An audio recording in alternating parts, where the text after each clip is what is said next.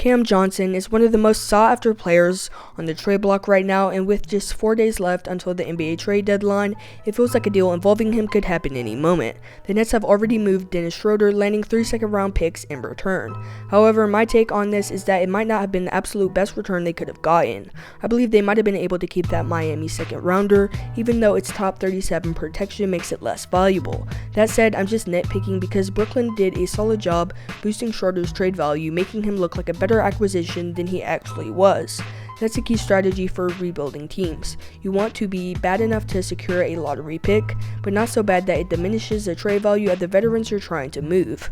Overall, the Nets have done a great job maintaining this balance, but they weren't finished after trading Dennis Schroeder. They also moved Dorian Finney-Smith, sending him and Shake Milton to the Lakers in exchange for D'Angelo Russell, Maxwell Lewis, and 3 second-round picks. This deal came as a bit of a surprise, as many expected the Nets to secure a first-round pick for Finney-Smith. While it was understandable that the Schroeder trade didn't yield any firsts, DFS was seen as a player who could bring back more valuable draft capital. On the bright side, Brooklyn reunites with D'Angelo Russell, who was an all-star during his previous stint with the team. However, the Nets must be cautious that his presence doesn't make them too competitive. Every win moves them further from the top of the draft lottery, and a duo of Russell and Cam Johnson might be strong enough to hinder their tanking efforts. Given the direction the Nets are heading, the logical next move is to trade Cam Johnson, their most valuable remaining trade asset, to fully commit to rebuilding. With DFS and Schroeder already moved, it's looking more likely than not that Cam Johnson will be traded by February 6th. Reports suggest that the Nets have been shopping him but are holding out for the best possible return. If they don't find an offer that intrigues them, I wouldn't blame them for keeping him. In today's NBA, getting a high draft pick isn't guaranteed, even for the worst team. While it improves the odds, the system no longer automatically rewards the worst record with the first pick. If the Nets can hold on to Cam Johnson during their rebuild, still secure strong draft picks, and have him on the roster when they're ready to compete again, that wouldn't be a bad outcome.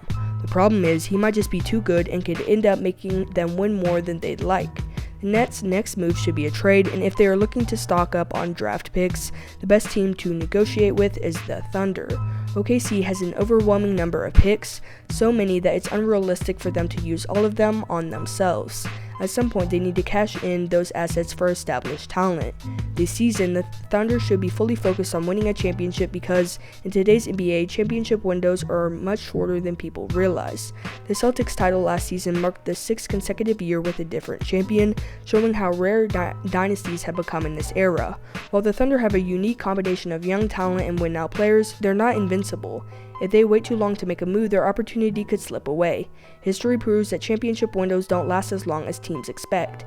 When LeBron James, Dwayne Wade, and Chris Bosh joined forces in Miami, they believed they were building a dynasty. LeBron's famous, not 1, not 2, not 3, not 4, not 5, not 6, not 7 speech made it clear that they expected dominance for years with a lot of championships. But in reality, the Big Three only lasted 4 seasons together and won just 2 championships, far from the long reign many predicted. An even better example is the 2012 through 13 Lakers. They formed the Big Four with Kobe Bryant, Dwight Howard, Steve Nash, and Paul Gasol, and expectations were sky high. Fans and analysts thought they'd be a title contender for at least 3 or 4 years, but everything fell apart quickly. Nash broke his leg in the second game of the season, Howard wasn't the same after back surgery, and his rocky relationship with Kobe created tension.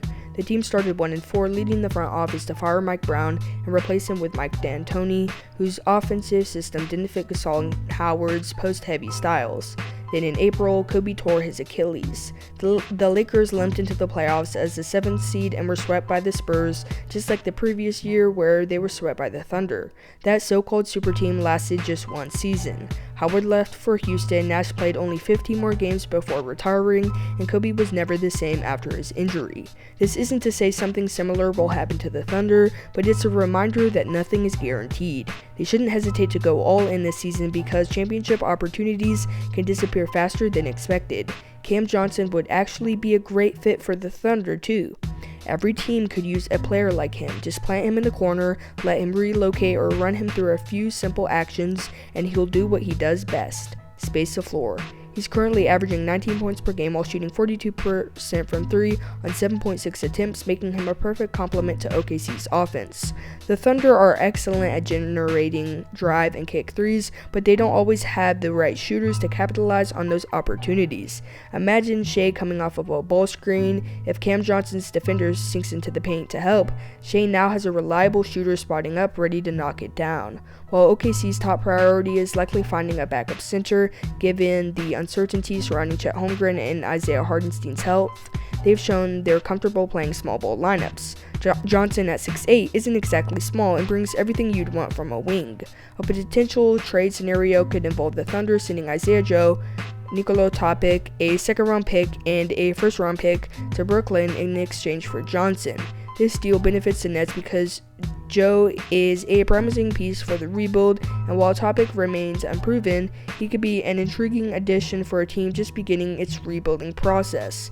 Overall, this trade makes a lot of sense for both sides. Johnson already has deep playoff experience from his time with the Suns, and adding him would make the Thunder an even stronger championship contender. But what do you think? Would Cam Johnson be a good fit for OKC? Tell me in the comment section below. Until next time, peace.